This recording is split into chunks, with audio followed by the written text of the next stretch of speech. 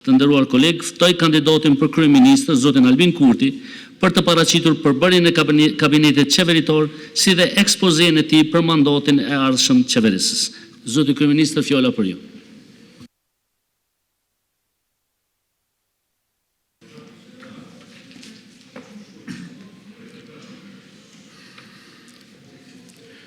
Të nderuar qytetarë të Republikës Kosovës, të nderuar deputet të Kuvendit, të nderuar antar të kabinetit të ri qeveritar, të nderuar ambasador dhe antar të korit diplomatik, familje të dëshmorëve të kombit, zonja dhe zotëri, i nderuari kryetar i Kuvendit të Republikës, zotëri Dimal Basha, nën kryetare Albulena Haxhiu, ju falenderit të gjithëve për praninë tuaj dhe për përkushtimin që dëshmoni sot ndaj shtetit tonë.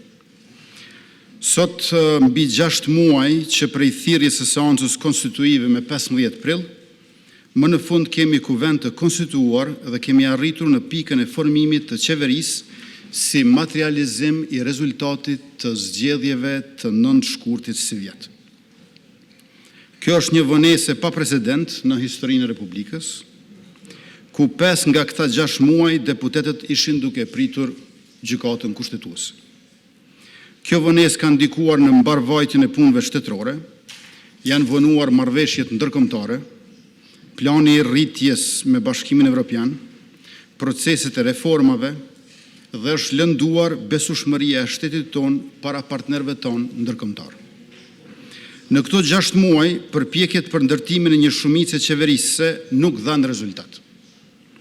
Përkundër tentimeve tona të disa hershme e shtërruese. Asnjëra nga partitë parlamentare, të cilave u bën ftesë, nuk ka pranuar të hyjë në marrëveshje për bashkëqeverisje, megjithse vota e qytetarit kësaj radhe kishte përcaktuar që duhej të kishte një koalicion qeverisë. Po të pranohej oferta jonë për bashkëpunim, sot do të kishim mundësinë të jepnim vendit edhe qeverinë e re të koalicionit, por do të kishim edhe numrat e nevojshëm për të tejkaluar sfidën e zgjedhjes së presidentit, sfidë kjo e cila na pret pas 4 muajsh. Sidoqoftë, si pasojë e mosgatishmërisë nga partitë tjera parlamentare që të marrin përgjegjësinë që u ka deleguar qytetari me votë, sot ndodhemi përpara një situate ku qeveria e re propozohet për votim jo si produkt i një koalicioni politik, por si një akt i shërbimit ndaj vendit. Ky votim sot nuk është thjesht formalitet politik, por përgjegjësi shtetërore. Pa votimin e qeverisë së re, Republika rrezikon të shkojë në zgjedhje të reja, pa shumë institucione funksionale dhe pa buxhet të miratuar për vitin e ardhshëm. Kjo do të nënkuptonte rrezikim të pagave për shërbyesit publik, pensioneve, shtesave për fëmijë, asistencës sociale, furnizimit me barna, funksionimin e organeve të rendit dhe të sigurisë, por edhe të shumë projekteve kapitale që janë në proces e sipër.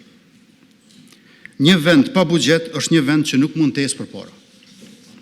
Në mungesë të një kuvendi funksional, gjatë këtyre muajve janë edhe 33 agjenci dhe institucionet pavarura shtetërore që kanë mbetur pa mbikëqyrje institucionale. Kjo ka krijuar vakum drejtues, vonesa në vendimarrje dhe rrezik në zbatimin e politikave publike.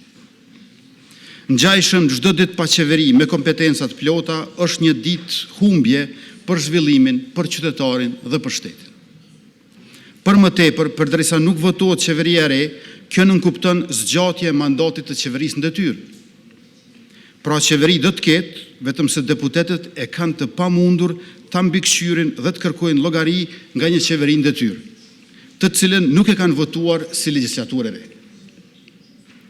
Sot nuk jemi këtu për të ndarë pushtet, megjithse kemi pasur ofertë sinqertë për partitë tjera për bashkëqeverisje, por jemi këtu për ta vënë pushtetin në shërbim të qytetarëve pa dallim dhe të Republikës sonë të përbashkët.